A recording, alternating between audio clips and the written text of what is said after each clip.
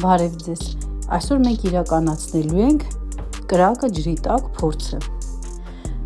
Դրա համար մեզ անհրաժեշտ են բենգալյան կրակներ, մետաղյա լար, սկոչ, ջուր և լուցկի։ 4 կամ 5 հատիկ բենգալյան կրակները սկոչով փաթաթում ենք այնպես,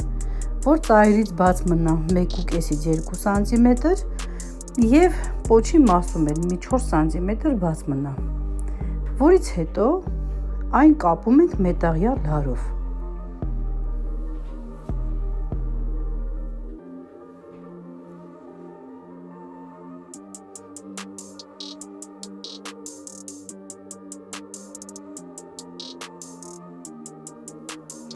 Լավ կլինի երկու կողմից կապել կամ այդ ընդհանուր սկոչապատ մասի վրայով ամրացնել։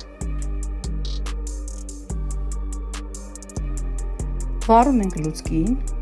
և փորձնում ենք կպցնել բոլոր բենգալյան կրակները։ Երբ որ բոլորը սկսեցին բռնկվել և այրվել, անմիջապես կարող ենք իջեցնել ջրի մեջ։ Կրակը ջրի մեջ չի հանգնում, այլ շարունակում է ավելի ակտիվ։ Եթե կարող եք մեկնաբանություններում բացատրեք, ինչու այսպես եղավ։